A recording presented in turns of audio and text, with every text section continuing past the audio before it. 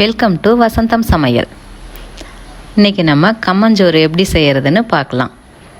அதுக்கு முன்னாடி நம்ம சேனலை சப்ஸ்கிரைப் பண்ணாதவங்க சப்ஸ்கிரைப் பண்ணிக்கோங்க. வாங்க சூடாக கம்மஞ்சோறு குக்கர் யூஸ் பண்ணி எப்படி செய்கிறதுன்றத இப்போ நான் சொல்கிறேன். 3 விதமாக கம்மஞ்சோறு செய்கிறத நான் உங்களுக்கு சொல்கிறேன்.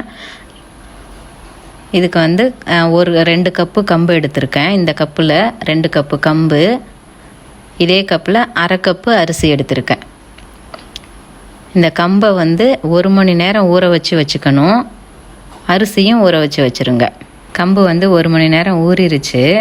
இப்போ நம்ம இது கம்பில் கல்லுலாம் இருக்கும். இந்த கல்லெல்லாம் அரித்து எடுத்துக்கலாம். நான் எப்படி அரிக்கிறதுன்னு அரித்து காமிக்கிறேன் பாருங்கள். இந்த மாதிரி ஒரு பெரிய பாத்திரம் வச்சுட்டு அதில் தண்ணி ஊற்றி இப்படி அரிக்கணும். தண்ணி ரொம்ப வச்சுக்கக்கூடாது. கரெக்டாக தண்ணி அப்பப்போ குறைச்சிக்கோங்க. இதில் எவ்வளோ கல் இருக்குதுன்னு காமிக்கிறேன் பாருங்கள்.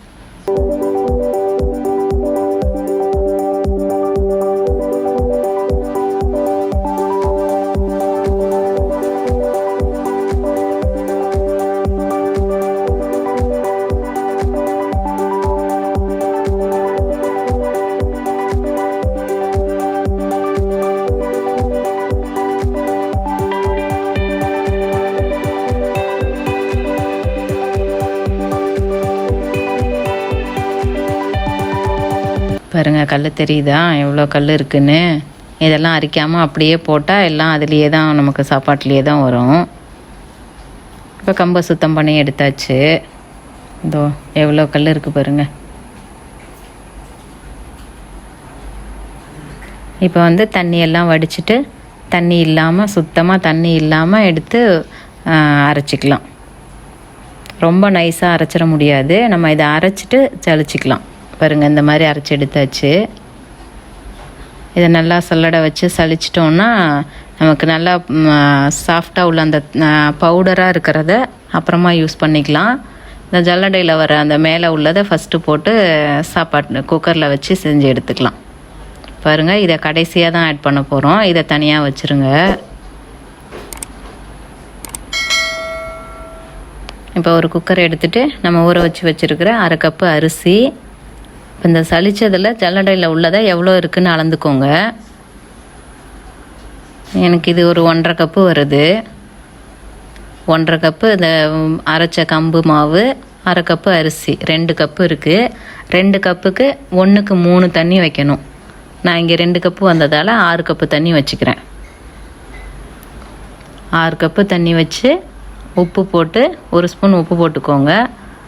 உப்பு போட்டு மிக்ஸ் பண்ணி விட்டு ஸ்டவ்வில் வச்சு 2 விசில் விட்டு எடுத்துக்கலாம். பாருங்கள் எப்படி வந்திருக்குதுன்னு. நல்லா வந்திருக்கு. இதை நல்லா மிக்ஸ் பண்ணிவிட்டு அப்புறம் அந்த சளிச்சு வச்சுருக்கிற மாவை சேர்த்து கிண்டிக்கலாம். அடி பிடிக்கல. அந்த நம்ம ரைஸும் போட்டிருக்கிறதுனால நல்லா சாப்பாடு வாசமாகவும் இருக்கும். முருங்கைக்கீரை குழம்பு வச்சு சாப்பிட்றதுக்கு நல்லா டேஸ்ட்டாக இருக்கும். இதில் நீங்கள் பச்சரிசி வேணாலும் சேர்த்துக்கலாம். பச்சரிசி சேர்த்திங்கன்னா இன்னும் நல்லாயிருக்கும்.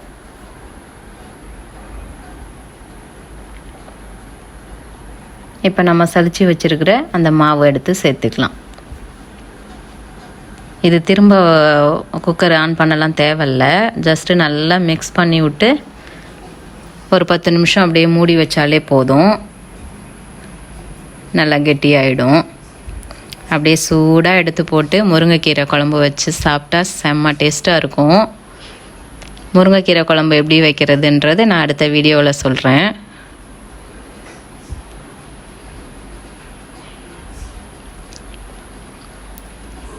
அப்படியே மூடி வச்சுருங்க. ஒரு 10 நிமிஷம் ஆகட்டும். பாருங்கள் எப்படி கொஞ்சம் கூட பாத்திரத்தில் ஒட்டாமல் நல்லா அடி பிடிக்காமல் வந்திருக்குது. இதை நம்ம எடுத்து சூடாக எடுத்து வச்சு சூடாக முருங்கைக்கீரை குழம்பு போட்டு சுட கை சுட வாய் சுட சாப்பிட்டா செம்ம டேஸ்ட்டாக இருக்கும்.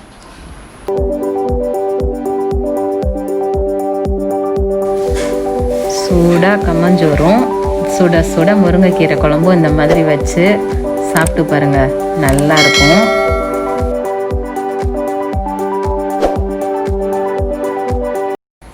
இதுவே இன்னொரு விதமாகவும் பார்க்கலாம் பாருங்கள். சூடாக சாதத்தை எடுத்து வச்சு கம்மஞ்சோறு எடுத்து வச்சு அதில் நடுவில் வெல்லம் வச்சிட்டிங்கன்னா அது நல்லா உருகி சைடில் அப்படியே அந்த ஸ்வீட்டோட இது தண்ணியாக வந்திருக்கும். அதை சாப்பிடும்போது இன்னும் எம்மியாக இருக்கும். ட்ரை பண்ணி பாருங்கள். பெரியவங்கள்லேருந்து குழந்தைங்க வரைக்கும் எல்லாருக்குமே இந்த ஸ்வீட்டு பிடிக்கும். ஸ்வீட்டாகவும் சாப்பிட்டுக்கலாம், டேஸ்ட்டாகவும் சாப்பிட்டுக்கலாம், உடம்புக்கும் நல்லது. நீங்களும் செஞ்சு பாருங்கள். எப்படி இருக்குதுன்னு கமெண்ட் பண்ணுங்கள், லைக் பண்ணுங்கள், ஷேர் பண்ணுங்கள், தவறாமல் சப்ஸ்கிரைப் பண்ணுங்கள். தேங்க்ஸ் ஃபார் வாட்சிங்.